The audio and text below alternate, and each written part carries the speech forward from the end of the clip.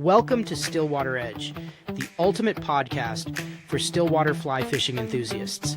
I'm your host, Greg Keenan, and in each short, action-packed episode, I'll share expert tips, essential techniques, and clever tricks to help you elevate your stillwater fly fishing game to the next level.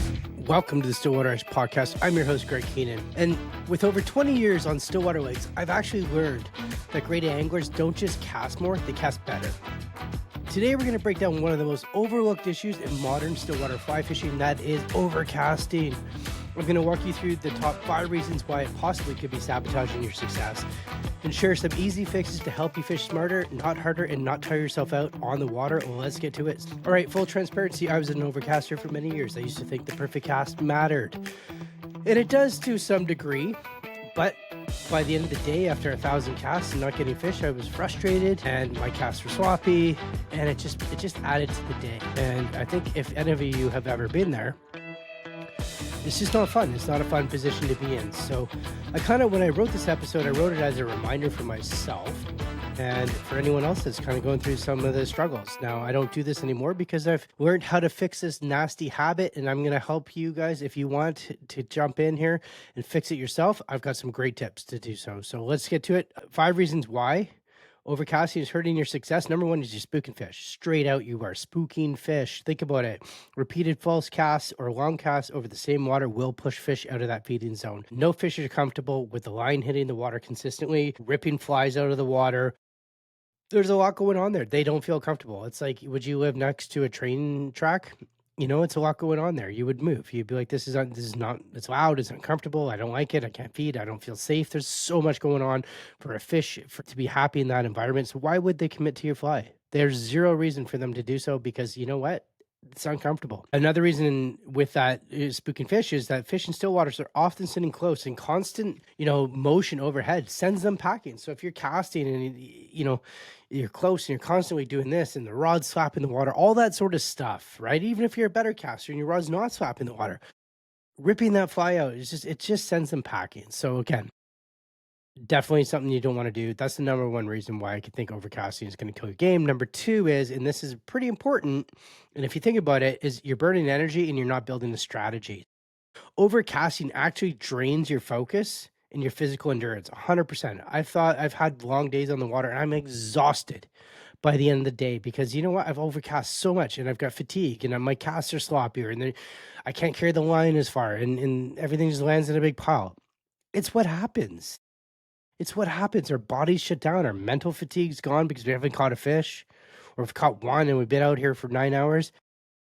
We got sloppy, right? And we don't have a strategy. And that's what happens when we start overcasting all the time. You don't have that strategy of why you're casting, where you're casting. So again, really limiting those casts and not overcasting will prevent that. So number 3 is you're going to miss that feedback window. So each cast should talk about something to you, or teach you something, or give you instant feedback, whether there was a fish there or not. That's feedback, right? Whether you had a hit on a certain retrieve method that you did. Okay, I had a hit, I had a take. That's feedback. Whether there's weeds there. Okay, there's weeds there. I can't let that drift down as far. Maybe I counted that down too much, so I gotta do a couple strips and then let it drift. Whatever. That's feedback. Right? So that's what that happens. And when you're overcasting, ripping that fly out of the water and all that, you're just forgetting that feedback. You're not even absorbing that feedback because you're casting too quickly and you're not observing what happened. Those are really key points. So number 4 is you're fishing past the fish. Most anglers actually cast far past the fish. The fish are often in stillwater anglers pretty close to us, in that littoral zone, right? But if you're casting like well past that, like you're burning energy, there's no reason why. Why are you doing this? Big casts often actually skip the most productive feeding zones. Big casts, I'm going to say that again because it's really important. Big casts often skip the most productive feeding zones. Number 5, you waste your time on the water. So overcasting often creates a false sense of productivity. So you feel like you're covering water. You feel like I've done everything, right? I've casted everywhere. I worked it, but you actually didn't. You're wasting your time. That system's not in place. You have no method of what you're doing when you're just randomly casting. So you are actually wasting your time. So Good news is I got a few solutions that I had to use to overcome these habits that I implement when I have to overcome these habits, and that I often have to refer to when I find myself starting to overcast often. All right. So number one is one of the biggest things I did to break this nasty habit was I started using a fan cast grid. A fan cast grid is critical. Mentally, you want to break the water into like a clock face. And I'm looking at you right now, and that's 12 o'clock, 1 o'clock, 2 o'clock, 3 o'clock. Okay. And then so on, right? Around the clock. And what I need you to do is start fishing the faces. So I'm going to fish at 12 o'clock. I'm going to fish at 1 o'clock. I'm going to fish at 2 o'clock, and so on, right? I've mentally divided that water that I'm casting into and effectively working it and animating my fly and putting it in different segments of that water methodically, right? That works. Each slice, you fish each slice before moving on to the next. So that's key. And that fan cast method has changed my game. Number two is I pause and I observe after each cast. And what I mean for this is I watch for, I cast, I wait for the moment for my line and my rod to sink, right? I let it fish. I let that fly fish, right? That's one thing. I observe. Did my fly land in a big mess out there? Okay, give it one strip. Straighten out that leader so that it can sink uniformly and present itself nicely. I observe what just happened. I observe every little thing after each cast, right? I need that feedback before just ripping that fly out of the water and saying, oh, I didn't like that cast, I'm going to do it again. Maybe it was a good cast. Maybe it's right in the feeding zone. I just needed one little pull, and I just to get that fly to present nicely.